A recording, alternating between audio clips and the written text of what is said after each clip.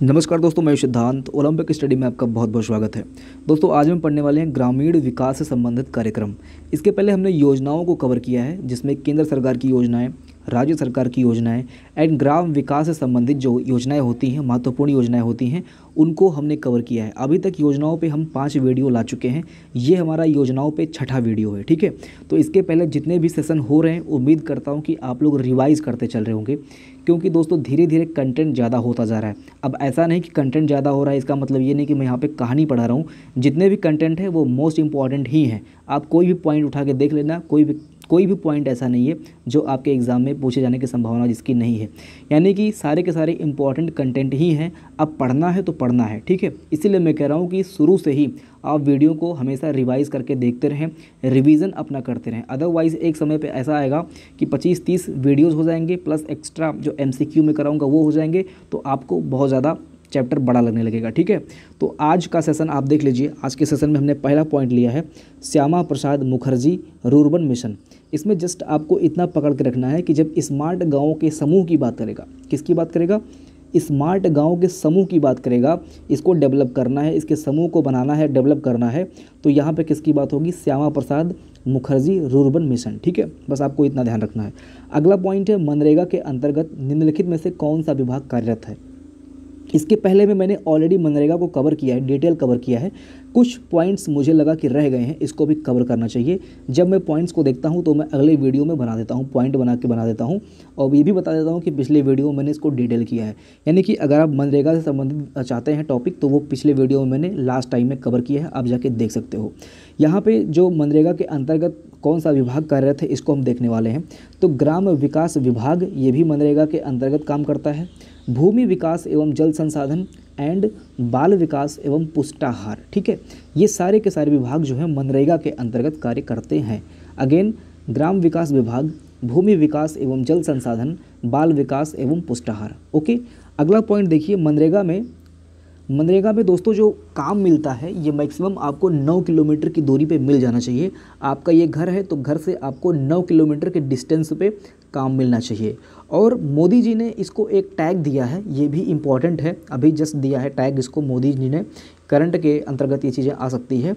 तो निर्धनता निवारण जीवंत स्मारक का टैग दिया है इसको। निर्धनता निवारण जीवंत स्मारक का टैग दिया है किसको? मनरेगा को। अगर हम इंग्लिश में बात करेंगे तो लिविंग मॉन्यूमेंट्स, ठीक है। ये लिविंग मॉन्यूमेंट्स लिखा हुआ है, तो ये इंग्लिश में लिविंग मॉन्यूमेंट्स एंड निर्धनता निवारण जीवंत स्मारक, ये टैग मिला है मनरेगा को, ओके। अगला पॉइंट देखिए, इसकी जो मजदूरी थी स्टार्टिंग में 120 थी, बाद में चूंकि महंगाई बढ़ी तो इसी हिसाब से मजदूरी बढ़ती गई। करंट टाइम में शायद 220 है या फिर इससे ज़्यादा भी हो सकता है। आगे देखिए दोस्तों, ग्रामीण सैनिटरी मार्ग क्या है? वन लीनियर क्वेश्चन है, समझ लीजिए। ग्रामीण सैनिटरी मार्ग क्या है? तो ग्रामीण सैनिटरी मार्ग एक आउटलेट है जो ग्रामीण क्षेत्रों में सैनिटरी के सामान बेचता है, ओके। एक आउटलेट है जो ग्रामीण क्षेत्रों में सैनिटरी के सामान बेचता है, ओके। अगला पॉइंट देखिए दोस्तों, ग्रामीण गांवों में किस प्रकार का शौचालय सबसे उपयुक्त एवं किफ़ायती है? किफ़ायती का मतलब होता है जिसमें कम पैसा लगे। आजकल कोई भी शौचालय आप बनवा रहे हो तो जो गड्ढा वगैरह खोदते हैं, सब मिला के A to Z आपका शौचालय कंप्लीट होता है। अगर आप ठीक ठाक शौचालय बनवा रहे हो तो लगभग 50,000 रुपये लग जाते हैं। एक नॉर्मल शौचालय में जो नॉर्मल होता है और ठीक ठाक होता है, साफ़ सफाई होती है एंड क्या बोलते हैं उसको, ये सेप्टिक टैंक वाला जो शौचालय होता है वो 50,000 रुपये लगता है।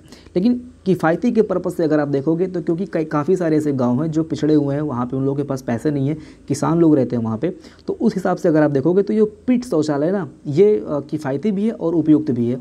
पिट शौचालय क्या होता है कि नीचे जस्ट क्या करते हैं कि ऐसे होता है, ठीक है। समझ लीजिए यहाँ पे वो पॉट रखा हुआ है, जस्ट नीचे गड्ढा होता है, ठीक है।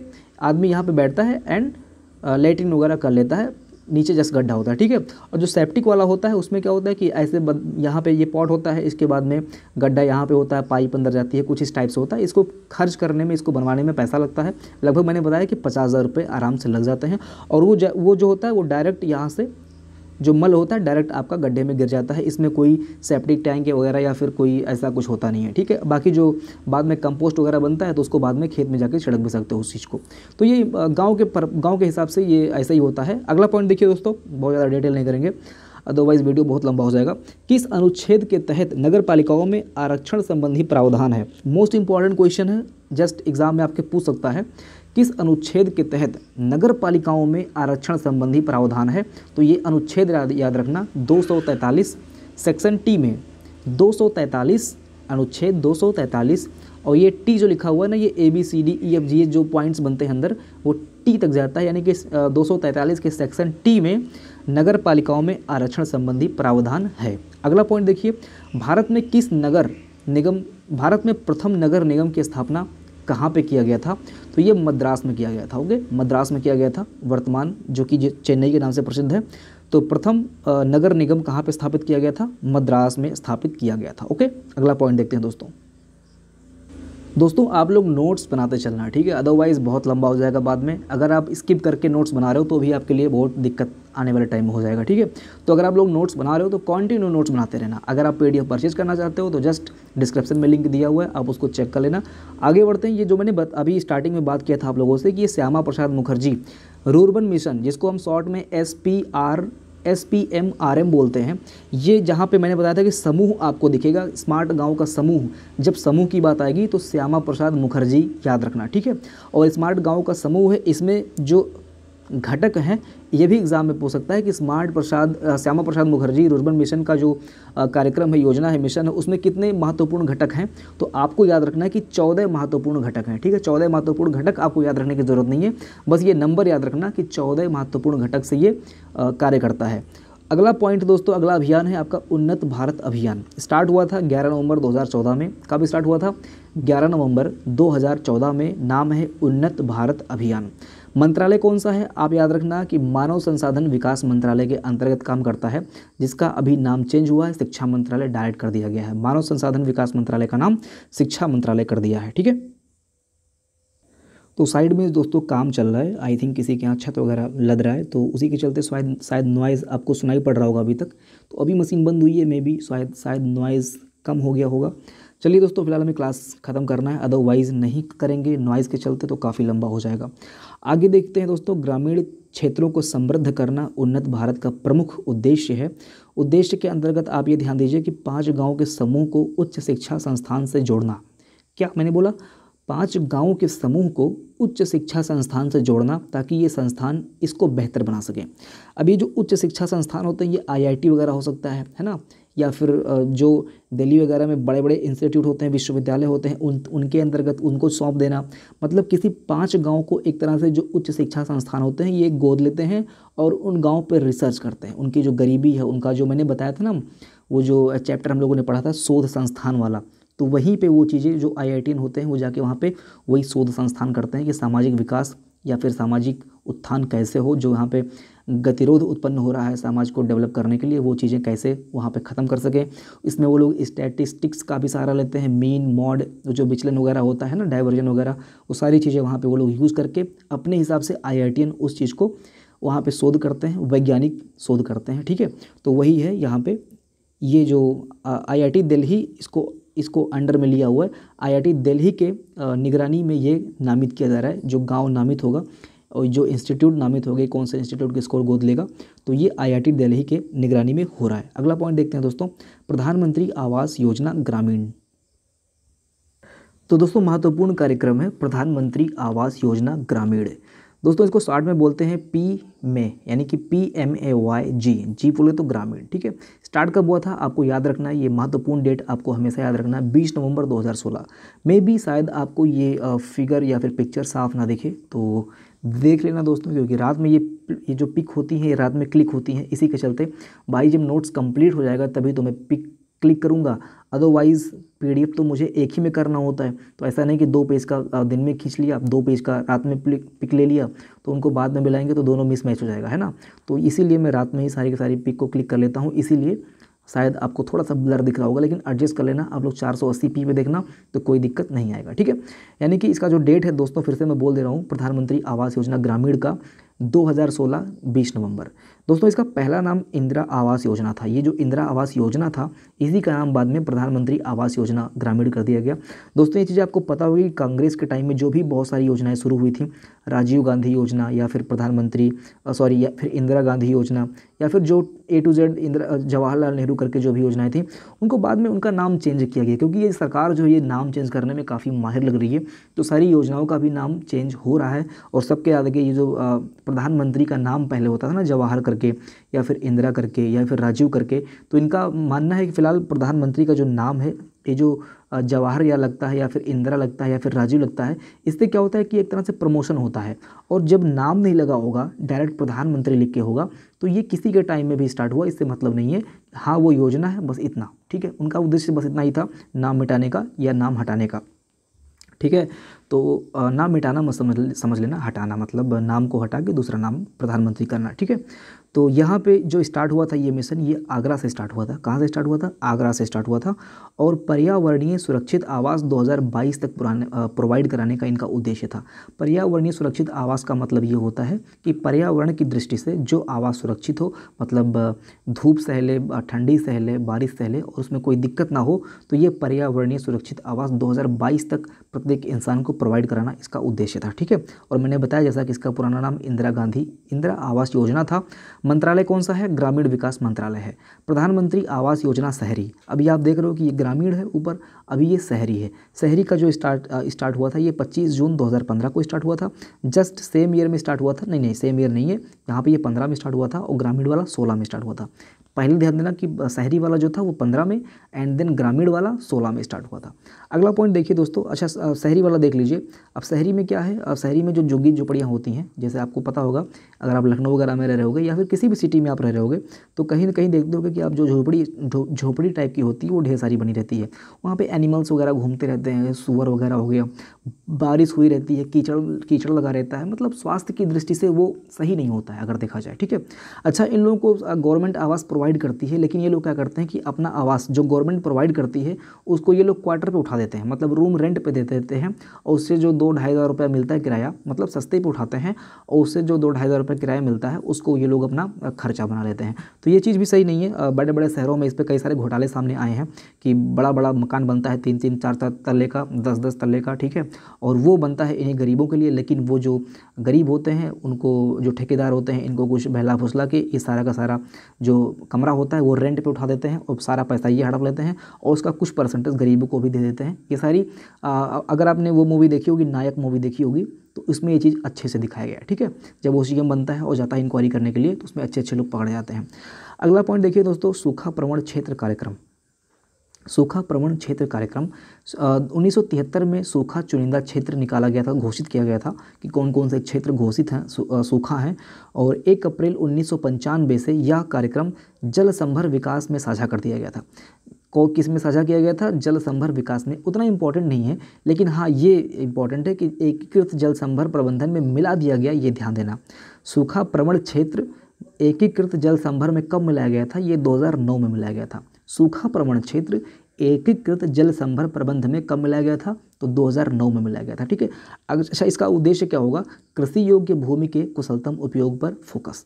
ऑब्वियस सी बात है, सूखा है, ज़मीन सूखी पड़ी है, तो इसका जो कृषि योग्य भूमि है, जितना हम कृषि योग्य भूमि बना सकते हैं उस क्षेत्र पर फोकस करना, उसको कृषि योग्य बनाना, ठीक है। अगला पॉइंट देखते हैं दोस्तों। अगला पॉइंट है स्वच्छ भारत मिशन। इसका इतिहास रहा है 1886 में राजीव गांधी ने इसको स्टार्ट किया था, ठीक है। 1886 में राजीव गांधी ने स्टार्ट किया था और तब इसका नाम था केंद्रीय ग्रामीण स्वच्छता अभियान। क्या नाम था? केंद्रीय ग्रामीण स्वच्छता अभियान।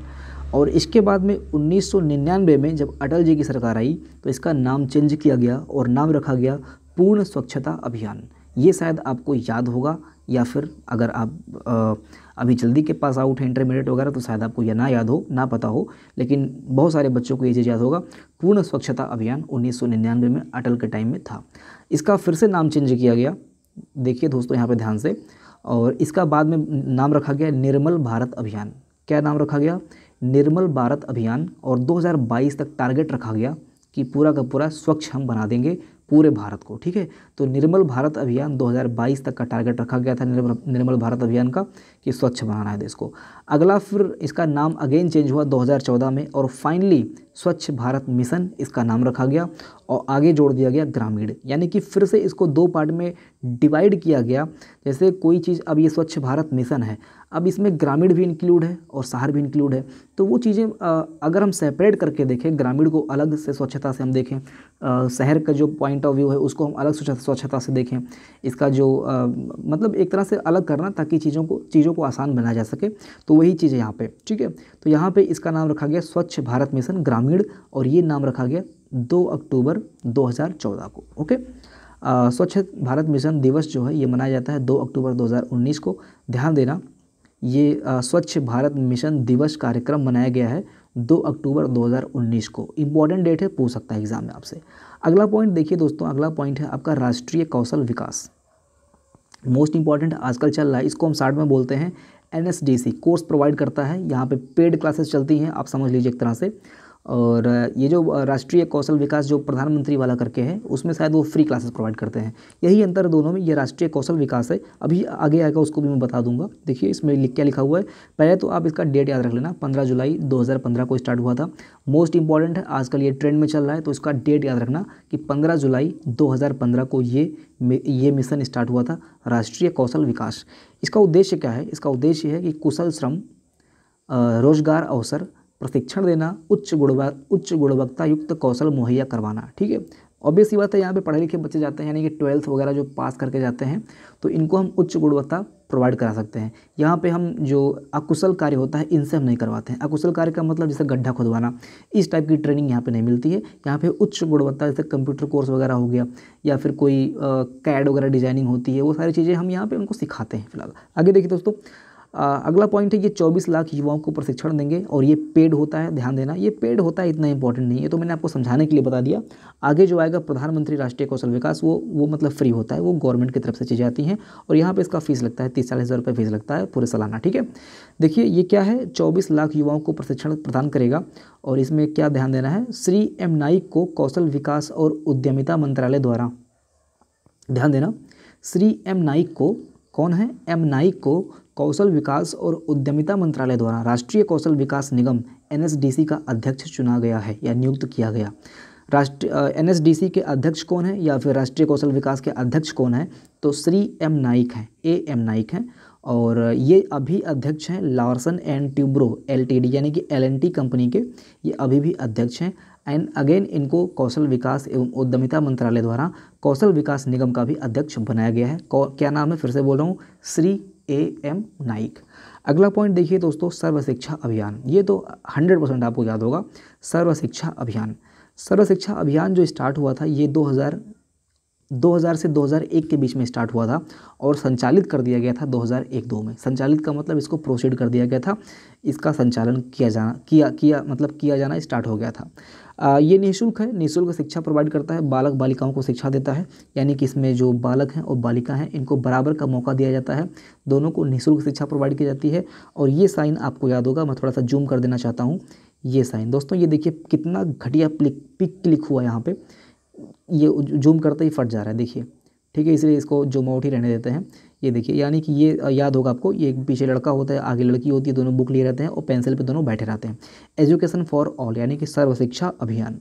ओके, यहाँ पे ये जो इनका वर्ष याद कर लीजिए कि 6 से 14 वर्ष तक के बच्चों को 2010 तक प्रारंभिक शिक्षा प्रदान करना इसका स्टार्टिंग में उद्देश्य था। मतलब 2010 तक 6 से 14 वर्ष तक के बच्चों को इनको शिक्षा प्रदान करना था।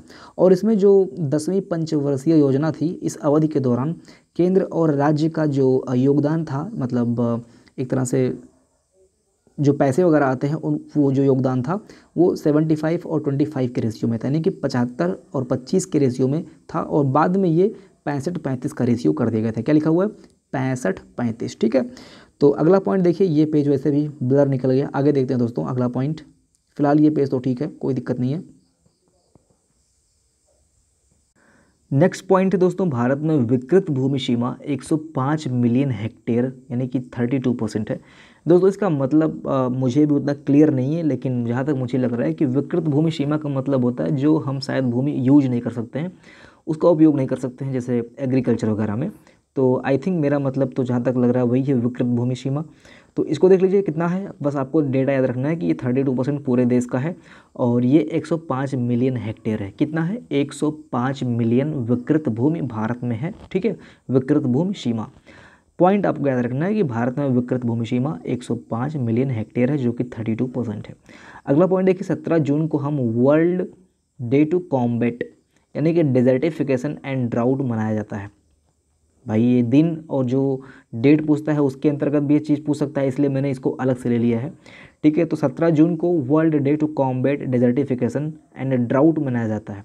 दोस्तों इसमें कुछ कंटेंट तो ऐसे हैं जो कि आपको किसी भी बुक में नहीं मिलने वाले हैं, ना कहीं यूट्यूब चैनल पे मिलने वाले हैं, क्योंकि मैं गूगल क्रोम पे भी जाके सर्च करता हूँ। जैसे कोई टॉपिक मैंने लिया राष्ट्रीय ग्रामीण पेयजल कार्यक्रम, तो मैं बुक में तो देखता ही देखता हूँ, और इसके बाद में फिर मैं गूगल भी करता हूँ। अगर गूगल से भी मुझे कुछ इंपॉर्टेंट डेटा मिलता है, जैसे कि ये दोनों मुझे लग रहा है कि मैंने गूगल वाला ही डेटा है ये, कि 17 जून को वर्ल्ड डे टू कॉम्बैट यानी कि डेजर्टिफिकेशन एंड ड्राउट मनाया जाता है। अब ये करंट अफेयर के सेक्शन से संबंधित है, तो ये आपसे एग्जाम में पूछ सकता है। भारत में विकृत भूमि सीमा 105 मिलियन हेक्टेयर है, ये भी आपका शायद गूगल क्रोम से निकाला गया है, सर्च इंजन से निकाला गया है, यानी कि ये भी आपसे एग्जाम में पूछ सकता है। तो इस तरह से डेटा मैं लेकर चलता हूँ, रिसर्च करके तभी डेटा उपलब्ध कराया जा रहा है। मेहनत लगता है दोस्तों, ठीक है, आसान बात नहीं है। अभी कभी आप रिसर्च करके डेटा बनाना कितना समय लगता है, आप कितने अच्छे से बना लोगे 3-4 घंटे लगातार बैठ के, ये आप ही समझना। ठीक है, अगला पॉइंट देखिए, राष्ट्रीय ग्रामीण पेयजल कार्यक्रम। राष्ट्रीय ग्रामीण पेयजल कार्यक्रम जो कि 2022 तक इसका मेन टारगेट था कि हमें पानी प्रोवाइड करा देना है। 2009 तक ये 2009 में ये स्टार्ट हुआ था। घर के दायरे से 50 मीटर की दूरी में प्रतिदिन 70 लीटर पानी, ये ऑलरेडी मैं पहले भी कवर कर चुका हूँ। घर के दायरे से 50 मीटर की दूरी पर आपको 70 लीटर पानी मिल जा रहा है। ठीक है, यही इस योजना का उद्देश्य है। 2011 की जनगणना के अनुसार 84.2% ग्रामीण परिवारों के घर में सुरक्षित पेयजल पहुंचता है। 2011 की जनगणना के अनुसार कितने लोगों के पास? 84.2% ग्रामीण परिवारों के, मतलब अब ये 84.2% ग्रामीण का मतलब ये हुआ कि अगर 100% ग्रामीण है तो उसमें से 84% ग्रामीण के पास अभी ये पानी पहुँच रहा है, यानी कि 16% अभी भी ऐसे हैं जिनके पास स्वच्छ जल पीने के लिए नहीं है। ठीक है, अगला पॉइंट है दोस्तों स्वजल धारा कार्यक्रम। स्वजल धारा कार्यक्रम 25 दिसंबर 2002 को स्टार्ट किया गया था। 202 नहीं है, 2002 है। अटल बिहारी वाजपेयी के टाइम में स्टार्ट हुआ था। 25 दिसंबर 2002 को अटल बिहारी वाजपेयी के टाइम में स्टार्ट हुआ था। अच्छा, ये एक पॉइंट याद रखना, ये आपके जीएस सेक्शन में पूछ सकता है। स्वजल धारा कार्यक्रम नहीं, स्वजल धारा योजना किस सरकार के किस राज्य में चलाई जा रही है? तो आपका आंसर होगा मध्य प्रदेश सरकार में। ये आपका जीएस में पूछ सकता है। ठीक है, स्वजल धारा योजना किस राज्य में चलाई जा रही है? तो मध्य प्रदेश सरकार में चलाई जा रही है, और ये स्वजल धारा कार्यक्रम है। ठीक है, अब इसमें देखिए दोस्तों 10% भरपाई जो है, अब इसमें जो खर्चा वगैरह लगेगा, इसमें 10% भरपाई जो है ये ग्रामीण वाले करेंगे, और बाकी 90% आपका केंद्र सरकार उठाएगी। ठीक है, अगला पॉइंट देखिए, त्वरित ग्रामीण जल आपूर्ति कार्यक्रम। त्वरित ग्रामीण जल आपूर्ति कार्यक्रम स्टार्ट हुआ था 1972-73 में। इसका उद्देश्य क्या है? ग्रामीण क्षेत्रों में स्वच्छ जल आपूर्ति की जिम्मेदारी। अच्छा, ये अलग पॉइंट है, इसका उद्देश्य तो यहाँ पे लिखा हुआ है। इसका उद्देश्य यह है राज्यों को राज्य सरकार को सहायता देकर ग्रामीण में पेयजल उपलब्ध कराना। जैसे कि आपको पता है कि ये केंद्र सरकार है, तो राज्य सरकार को ये हेल्प करती है कि ग्रामीण क्षेत्रों में स्वच्छ जल प्रोवाइड किया जाए। और एक क्वेश्चन आपसे एग्जाम में ये पूछ सकता है दोस्तों कि राज्यों में ग्रामीण क्षेत्रों में शुद्ध पेयजल पूर्ति कराने का जिम्मेदारी किसकी होती है? केंद्र सरकार की होती है या फिर राज्य सरकार की होती है? तो दोस्तों याद रखना कि स्वच्छ जल ग्रामीण में प्रोवाइड कराने की जिम्मेदारी राज्य सरकार की होती है। यहाँ पे देखिए, ग्रामीण क्षेत्रों में स्वच्छ जल आपूर्ति की जिम्मेदारी राज्य सरकार की होती है। हाँ, केंद्र सरकार इनको हेल्प करती है, फंडिंग करती है। ठीक है, अगला देखिए दोस्तों, ये 1986 में राष्ट्रीय पेयजल मिशन स्टार्ट हुआ था। कब स्टार्ट हुआ था? 1986 में। इसका नाम बाद में चेंज कर दिया गया था, राजीव गांधी राष्ट्रीय पेयजल मिशन कर दिया गया था। 1986 में राष्ट्रीय पेयजल मिशन स्टार्ट हुआ था, बाद में इसका नाम चेंज करके राजीव गांधी राष्ट्रीय पेयजल मिशन कर दिया गया था। अगला पॉइंट है कमान क्षेत्र विकास कार्यक्रम। कमांड है दोस्तों, ये कमान यहाँ पे लिखा हुआ, कमांड यहाँ पे लिखा हुआ। ठीक है, तो कमांड एरिया डेवलपमेंट प्रोग्राम क्या है? इसमें क्या है कि बड़ी तथा मझोली परियोजनाओं की सिंचाई क्षमता को बेहतर बनाना है। मतलब जो परियोजनाएं होती हैं, जैसे हीराकुंड बांध वगैरह हो गया, या फिर बहुत सारे भाखड़ा नागल बांध वगैरह हो गया, बड़ी तथा मझोली परियोजनाओं में सिंचाई व्यवस्था को और उनकी क्षमता को और बेहतर बनाना कमांड क्षेत्र विकास कार्यक्रम से संबंधित है। क्वेश्चन एग्जाम में आपसे पूछ सकता है कि परियोजनाओं से संबंधित कौन सी योजना है जो उनको विकसित करती है या उनको उनकी क्षमता बढ़ाती है सिंचाई वाली? तो ये आपका हो जाएगा कमांड क्षेत्र विकास कार्यक्रम। ठीक है, तो अगला पॉइंट देखते हैं दोस्तों, राष्ट्रीय ग्रामीण स्वास्थ्य मिशन, मोस्ट इंपॉर्टेंट। ठीक है, ध्यान देना, राष्ट्रीय ग्रामीण स्वास्थ्य मिशन हल्के मत लेना, बहुत ही महत्वपूर्ण है। इसकी वैकेंसी वगैरह भी आती है, सरकारी रिजल्ट.com पे इसकी वैकेंसी शायद अभी भी चल रही है, आप जाके देख सकते हो वहाँ पे, ठीक है। जो नर्सिंग वगैरह करती हैं, स्टाफ नर्स वगैरह, जीएनएम एएनएम, आई थिंक उनको ये लोग रिक्रूट करते हैं, ठीक है, बीएससी नर्सिंग वगैरह वालों को। तो ये राष्ट्रीय ग्रामीण स्वास्थ्य मिशन, एनआरएचएम इनको शॉर्ट में बोलते हैं, ठीक है, नेशनल रूरल हेल्थ मिशन, कुछ ऐसा इसका फुल फॉर्म होगा। और ये स्टार्ट हुआ था आपका 12 अप्रैल 2005 को। कब स्टार्ट हुआ था? 12 अप्रैल 2005 को। याद रखना दोस्तों ये डेट, ठीक है। अगला, अच्छा, ये जो अभी मंत्रालय है, ये स्वास्थ्य मंत्रालय के अंतर्गत काम करता है और इसका उद्देश्य है ग्रामीण क्षेत्रों में निर्धनतम परिवारों को सराहनीय व विश्वसनीय गुणवत्ता युक्त स्वास्थ्य सुविधा प्रोवाइड कराना। दोस्तों आपको पता होगा कि ग्रामीण क्षेत्रों में काफ़ी सारी स्वास्थ्य योजनाएं चल रही हैं, उनको कितना सुविधा प्रोवाइड किया जा रहा है ये चीज़ तो आपको पता ही होगा। जो माताएं बनती हैं उनको कितनी सुविधाएं दी जाती हैं, एम्बुलेंस वगैरह की, प्लस बहुत सारी मेडिकल्स इनको फ्री में मिलती हैं, सैनिटरी पैड वगैरह इनको फ्री में मिलते हैं, बहुत सारी चीज़ें इनको फ्री में गवर्नमेंट प्रोवाइड कराती है। तो ये राष्ट्रीय ग्रामीण स्वास्थ्य मिशन के अंतर्गत ये सारी चीज़ें होती हैं। और इनमें जो सबसे बड़ा जो इस योगदान में हेल्प कर रहा है ये हैं आशा लोग। ये जो आशा नाम है ना, आशा, आपके गांव वगैरह में अगर आप रह रहे होगे तो ये आशा शब्द सुन रहे होगे, ASHA। दोस्तों आपको क्या करना है कि इसका फुल फॉर्म कमेंट सेक्शन में लिखना है। देखता हूँ कितने लोगों को पता होगा, और आपको पता होगा कि ये बहुत ही मोस्ट इंपॉर्टेंट क्वेश्चन आपसे एग्जाम में आशा का फुल फॉर्म पूछ सकता है। बिना गूगल किए हुए कमेंट सेक्शन में आप लोग इसका फुल फॉर्म लिखिए, ठीक है। आशा की भूमिका इस मिशन में बहुत ही बड़ा इनका योगदान है। और आशा पे जो 1000 ग्रामीण पे एक आशा नियुक्त होती है, यानी कि एक जो ग्राम पंचायत होती है उनमें एक आशा होती है, ठीक है। आप ऐसा समझ लीजिए कि एक ग्राम सभा में एक आशा होती है, ओके। अब ये देखिए 1000 ग्रामीण पर एक आशा होती हैं। और नेशनल हेल्थ रूरल मिशन इसका फुल फॉर्म है। और इस योजना का विशेष ध्यान देश के 18 ज़रूरतमंदों, अच्छा ये ध्यान देना दोस्तों, इस योजना का विशेष ध्यान देश के 18 ज़रूरतमंदों राज्यों पर है। ऐसा नहीं कि सभी राज्यों पे है, जैसे गोवा पे इसका ध्यान नहीं होगा, केरला पे नहीं होगा, यानी कि जो ज़रूरतमंद राज्य हैं 18 ऐसे राज्य हैं। बस इतना आपको याद रखना कि 18 राज्यों को ये ध्यान में रखती है, जो कि जैसे बिहार हो गया, उत्तर प्रदेश हो गया, है ना, मध्य प्रदेश वगैरह हो गया, राजस्थान हो गया, इन सबको ये ध्यान में रखती है। 18 राज्य ऐसे हैं जिनको ये ध्यान में रखते हुए इस योजना का संचालन किया जा रहा है। अगला पॉइंट देखिए दोस्तों, अगला पॉइंट है आशा का फुल फॉर्म जरूर आप लोग कमेंट सेक्शन में लिखिएगा, ठीक है। मैं देखना चाहता हूँ कितने लोगों को पता है। प्रधानमंत्री कौशल विकास योजना, PMKYV। प्रधानमंत्री कौशल विकास योजना, मैंने बताया था कौशल विकास योजना जो था वो पेड था, मतलब नेशनल कौशल विकास, जो राष्ट्रीय कौशल विकास योजना था वो पेड था। और ये प्रधानमंत्री कौशल विकास योजना ये बिना पेमेंट होता है, गवर्नमेंट इसका फंडिंग करती है। 16 जुलाई 2015 को स्टार्ट हुआ था। उद्देश्य क्या है? कम शिक्षित 10वीं 12वीं। अब यहाँ पे मैं जो गूगल करके डेटा निकाल रहा था वहाँ पे साफ साफ ये लिखा था कम शिक्षित। अरे भाई, जो 10वीं पढ़ा हुआ है, 12वीं पढ़ा हुआ है, यानी कि डिप्लोमा के बराबर वो एजुकेशन लिया हुआ है, फिर भी उन्होंने अपने ब्लॉग में कम शिक्षित लिखा था, ये गलत चीज़ है, ठीक है। पता नहीं किसने वो ब्लॉग लिखा था, हालांकि डेटा वहाँ पे बहुत ज़्यादा मैंने लिया नहीं। तो कम शिक्षित, यानी कम शिक्षित मुझे नहीं कहना चाहिए फिलहाल, 10वीं 12वीं या फिर भगोड़े छात्र को प्रशिक्षण देना, ठीक है। अब ये ऐसे ऐसे डेटा यूज़ करते हैं, बताइए, भगोड़े छात्र को। अगला पॉइंट है दोस्तों फ्री ऑफ कॉस्ट, यहाँ पे डेटा मिलेगा, मैंने बताया आपको कि फ्री ऑफ कॉस्ट। एक महत्वपूर्ण क्वेश्चन जो जाते जाते मैं आप लोगों को बताना चाहता हूँ, ध्यान देना दोस्तों, इंपॉर्टेंट क्वेश्चन है इसलिए मैंने ले लिया और जाते जाते इस क्वेश्चन को मैंने रखा यहाँ पे।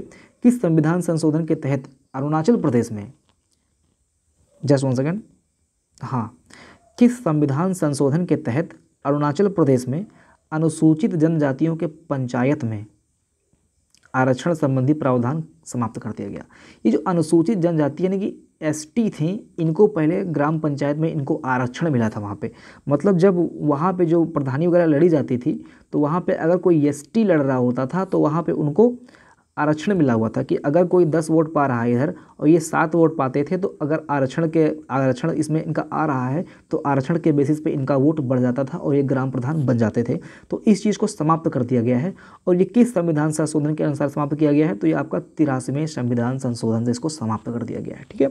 तो एग्जाम में ऐसा भी पूछ सकता है कि किस राज्य में, निम्नलिखित में से किस राज्य में पूर्ववत यानी कि पहले के टाइम में जनजातियों को पंचायत में आरक्षण प्रदान था? तो ये आपका आंसर होगा अरुणाचल प्रदेश।